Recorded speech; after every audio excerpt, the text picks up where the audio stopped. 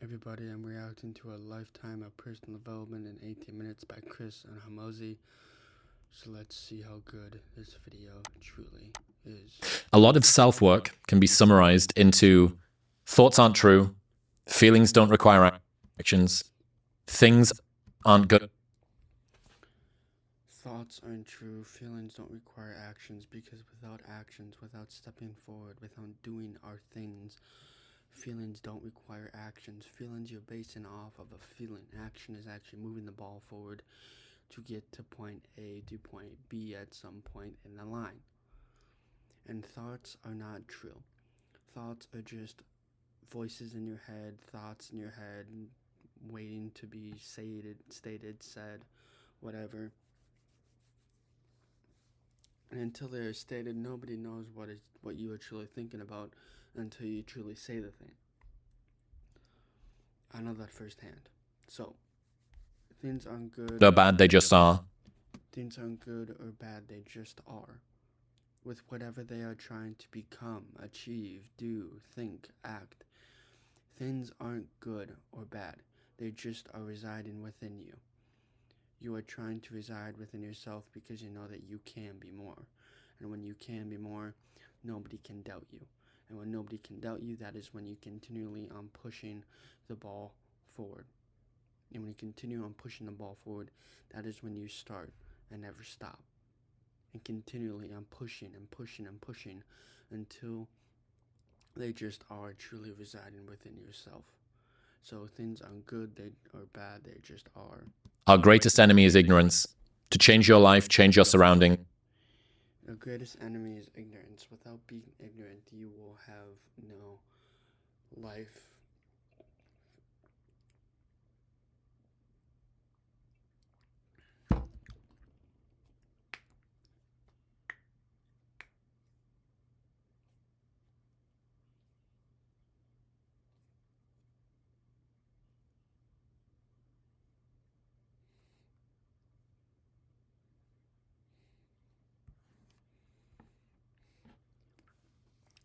To change your life, you must change your surroundings, because if you do not change your surroundings, you will stay in the same life, same predicament, same thing over and over and over again until it becomes repetitive, until it becomes the same thing over and over and over again, until you truly want to change your life. Our actions, not our pasts, define who we are.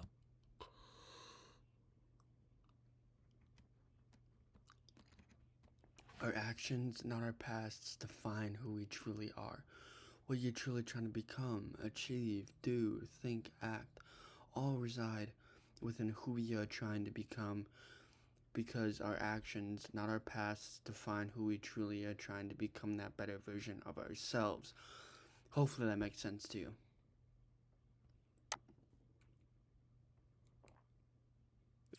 I think that's probably 95% of self-work. I stand by my statement. Thoughts aren't true, feelings don't require action, things aren't good or bad, they just are. Our greatest enemy is ignorance. To change your life, change your surroundings. Our actions, not our pasts, define who we are. Man, I could unpack all of those. So let's start with ignorance. So I am not a moralist, but if I were a moralist, then I would say that ignorance is the only evil, and therefore knowledge is the only good. Ignorance is the only evil, therefore knowledge is the only good. Whatever good thing, whatever evil thing you are trying to do, knowing that we are trying to change the best for our reality, the best for ourselves, then we know with what we are truly trying to achieve, unlock, say, do, think, or act.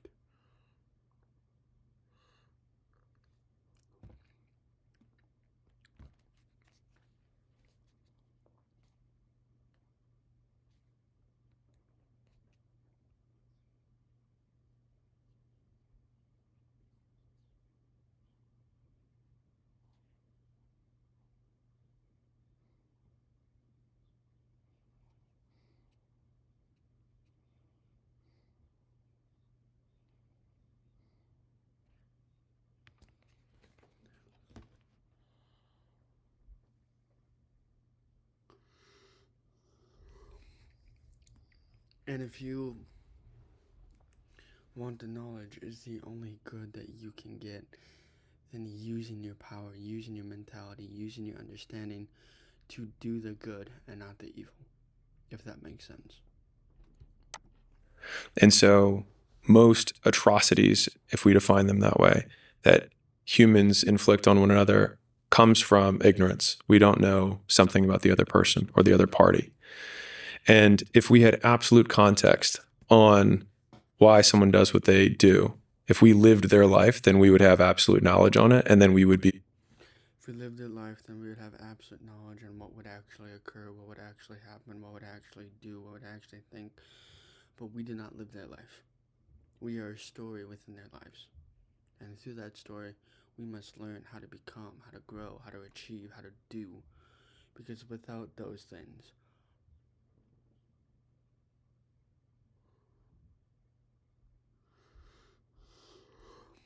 then we may never know where this life will lead us to, which is the best part about life, is the unknown, is the void. And the absolute knowledge of that we would need to have to get to the next point, to get to the next stage, then we may never know where this life will lead us to. And where this life will lead us to is the void, is the unknown, it's the process that is waiting to happen. And through this process, we must know that we are trying to get better, and we are trying to make as much as what we are truly trying to state as much, if that makes sense. Them. And so then we probably wouldn't try to hurt them because we would be them. And so I see the pursuit of knowledge and its corollary, how I like it, the pursuit of learning, changing our behavior, to be. The pursuit of learning is changing our behavior to react and act on different ways and different standards and different happenstances through the mental capacity of whatever it is we are going through.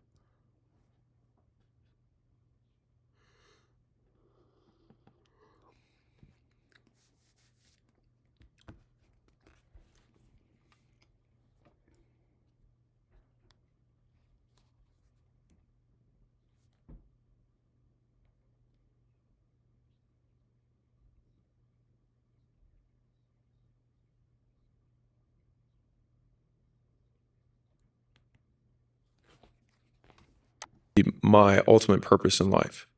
Because if I think about myself, Behavior is the ultimate purpose in life, because if you don't change your behavior, you don't change your actions, you don't change your whatever it is, your patterns, then you will not change for what you are truly trying to believe, achieve, unlock, and say. is going through life, then I want to learn as much as I can, which is changing my behavior, ideally suited to the direction that I want to go in. Changing behavior suited the direction that he wanted to go, because what he was trying to do was become the better version, to make more money, to do whatever he was trying to do, because he knows that he is more than what he is truly trying to believe, say, do, act, think, do, whatever it is. You get the message that I'm saying. As for if you want to change your life, change your surroundings. And if you want to change your life, you must change your surroundings, because if you don't change your surroundings, you will not change your life.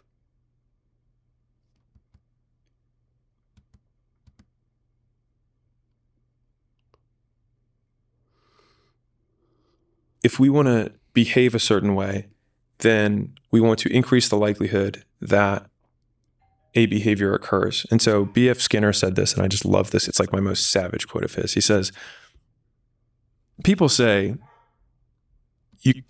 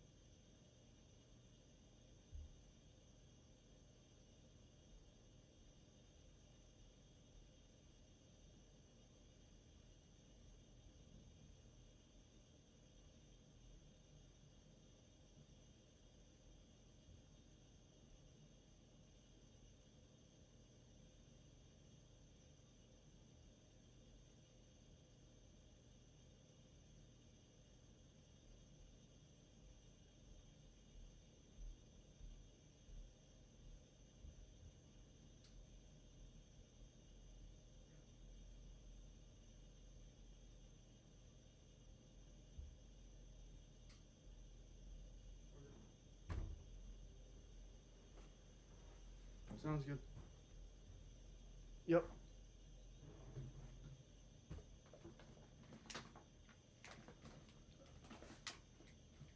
Okay, that's what I was planning on doing.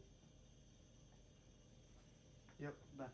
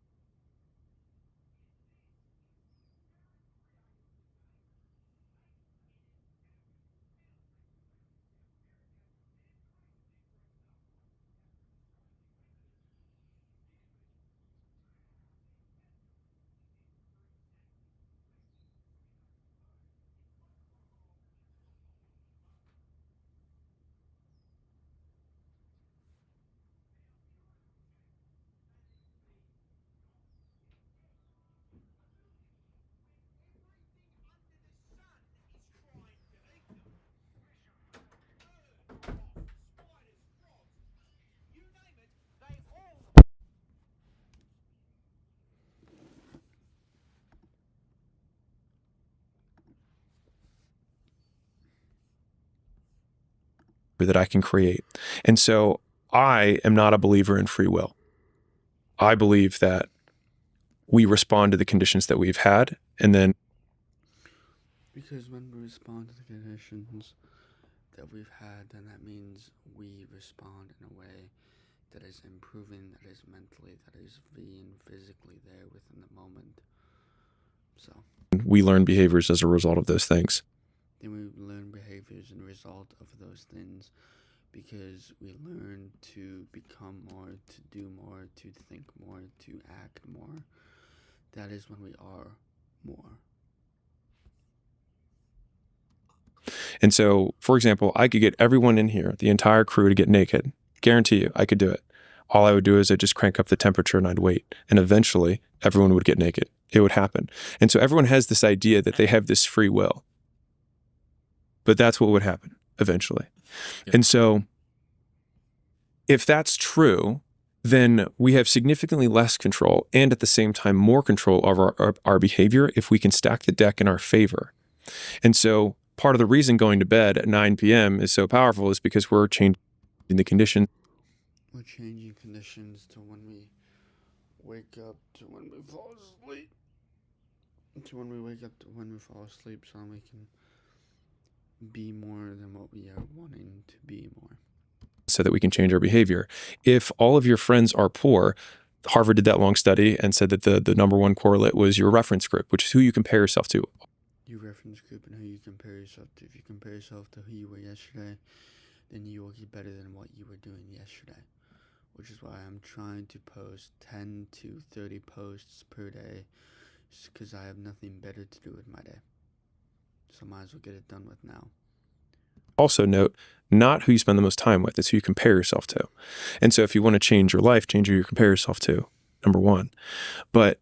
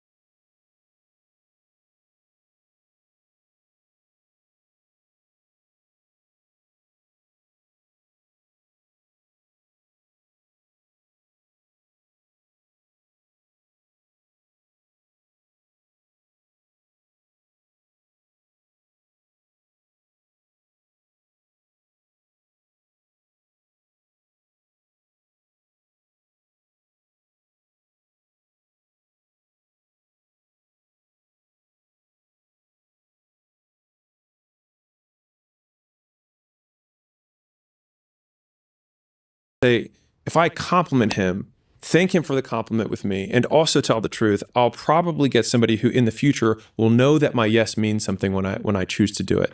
And so it's thinking like 2 steps ahead of what happens after I say this thing back, and how do I increase the likelihood of that second move, not the first move.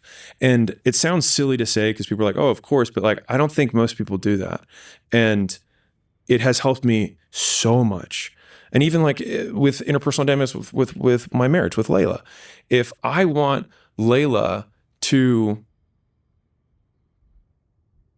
talk to me a certain way, then if I punish her when she doesn't talk to me that way, what she'll really do is she'll avoid talking to me in general. And so it's like I have to find a time when she does that thing so that I can immediately reward her so that I can increase the likelihood that it occurs.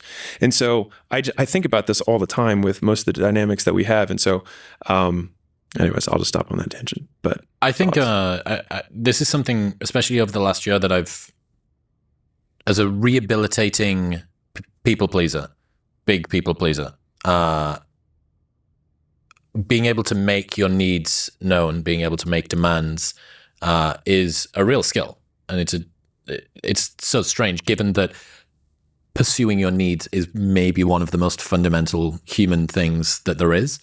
But I kind of realized that, especially people that you respect in a sort of social dynamics way, people don't want to hear what they want to hear.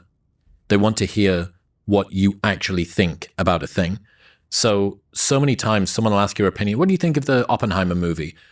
What you think they want to hear is whatever they think, which is, oh, wasn't it great? Did you watch it in IMAX? Yeah, I did. Did you get Sour Patch Kids? Yeah, I did. But what they actually want to hear, if you were to say, do you know what it is, man? Like, I don't know, it was just a little sort of drawn out for me, and all of the visual effects felt a little bit more. I haven't seen it. I don't fucking know. But what you think people want to hear is not what they actually want to hear. They want to hear what you think. And that requires you to tell the truth. And oddly enough, that means that telling someone what they don't want to hear ends up with a bigger net positive for you than actually giving them the thing that they wanted. So if your business is doing between $1 and $3 million a year, you're probably in what we call a swamp. You're too busy to work on the business because you're too busy drowning in the business. And on top of that, you don't have the cash that you need to hire the people that you need to get out of it. So you're stuck in this very vicious cycle. You can't grow without help, but you can't afford the help you need in order to grow. So what do? For the business owners or for the advertisers in the room or the people who make content, by the way, this is the ultimate hack, is just tell the truth. Because when you do that, you will by definition make very unique content because everyone else is so afraid of thinking or saying what they actually think. And so you can stand out without trying to stand out. The problem is that the vast majority of people who quote make content or try to quote add value just regurgitate what they think adds value rather than just saying what they really think. Also the benefit of experience, right? Because it's the only way that you can stress test whether or not this thing that you're trying to talk about is an actual thing. And you also get an extra perspective on that too, when you know that this is what most of the people say about a thing, and I have tried it, and this is my perspective on not only the thing, but why other people think that this thing is a thing, given that I know that it doesn't work. Feelings don't require action. Very similar. I think this one is super powerful for, will relate to all phases, but especially the beginner. So if you're a beginner, you have to separate you feeling something and you acting on that feeling, because you may feel hopeless many, many times, but you need to continue to do the activities that are aligned with your goal. You may feel hungry, but you need to not eat the cookie to stay aligned with your goal. You may feel angry, but know that retaliating at your coworker has no likely positive outcome. You may hate your boss, but undermining them in front of the team may make you feel good in the moment, but again, destroy your long-term career prospects. And so I think creating a gap. And so I was talking to one of our CEOs who was having a little bit of stress issue, and I said, I want you to think that you're a Yeti can. I want you to think you're one of these cans that has a vacuum between both walls. I was like, you got your feelings on one side, you've got your internal temperature, and you've got your external temperature. And I was like, I just want you to do this. Just create space, and space within the context of behavior is time, which is when I feel something and I have the desire to act on it, you can, at that moment, you have the lowest action threshold, which means that you're the highest likelihood of behaving or doing something is when you have this feeling. And so I want to make as logical of decisions as I possibly can. Hopefully, we're all aligned on the fact that logical decisions in general work out better than illogical decisions. And so if we make logical decisions on a regular basis, then we'll have longer term outcomes. If we want to increase the likelihood that our decisions in general are logical, then we want to create space between when we feel and when we do. And encapsulated in one sentence, it's just because you feel something doesn't mean you need to act on it. And if you have an idea that you want to act on because of a feeling, if it still feels good in the morning, then do it. But I've never regretted taking time before acting when I was angry. But I sure as hell have regretted almost everything that I've done immediately the moment I felt angry. Things aren't good or bad, they just are. Oh, this is the essence of Mosey. I'm not the only one. So I think what makes life more difficult for people is the judgment they have on themselves about what they believe they're supposed to do or supposed to have achieved, or that this condition or this thing that happened is good or bad, or it should have been good or it should have been badder. And the story of the boy with the horse in the village, I'll tell it in 30 seconds, which is dad gets kid a horse and everybody in the village says, that's amazing. The old man says, we'll see. And then the kid is riding the horse and he breaks his leg. And everyone in this town says, oh, that's so horrible. And the old man says, we'll see. And then the army comes to town to take all of the young men to war. And the kid can't go because his leg is broken. And everyone says, that's amazing. And the old man says, we'll see. And the thing is that as we continue to play out the timeline of life, we can't know if anything is good or bad until the day we die. And the day we die won't matter because we'll be dead. And so it means that at the end of the day, all of the things that occur simply occur. And for me, reminding myself of that I think this is bad or I think this is good, it limits the peaks and it also limits the valleys. And saying, this just is. And I think it's, in my opinion, absolute acceptance of the world without casting judgment on it. And it's difficult to do because we all want to make judgments and we have to make judgments in order to live. We have to approximate this is a good decision, bad decision. This is a decision that will increase the likelihood that what I want to have happen will happen. But most of the good bads that we have that are coming up are not for our own benefit, are not aligned with our goals. They're aligned with one person that told us something when we were 7 years old, and then we incorporated that and we say, oh, this is bad, because someone else, when we were a kid, like you hit your head and then you look at the adult and the adult says, that's bad. And you say, oh, it's bad. I'm going to cry now. Right. And so there are so many thousands and millions of those tiny judgments that are passed on to us that do not serve us. And so for me, it has been more beneficial to whitewash everything and then actively rebuild what I believe to be good or bad based on those things, but with a baseline reality that none of it is. It is kind of narcissistic or solipsistic to believe that you know whether a thing is good or bad. It means you know the future. You know what the outcome of this is going to be, right? There's this story that I couldn't believe. It was about September 11th. So I didn't realize this, but the night before September 11th actually had quite bad weather, I think. And it meant that people getting home from baseball games got home way later. And then you'll remember the morning of September 11th, it's beautiful blue, clear skies. So had that storm been only 12 hours later, the whole world would have been different. But it wasn't. There's this story of a guy who was going for a meeting, and I think it was his birthday. The lady that he worked with had got him one of these illustration ties, sort of gaudy, hideous thing with drawings all over it. And he was wearing a shirt that clashed with it. And she gifted him this as they had coffee on the morning of September 11th, early, downtown Manhattan. And she says, look, your shirt's wrinkled and it really doesn't go with this tie. Wear the tie. It'll make you feel confident. It's a nice present for you. So he goes back to the hotel. She goes to the North Tower. She dies. He's alive.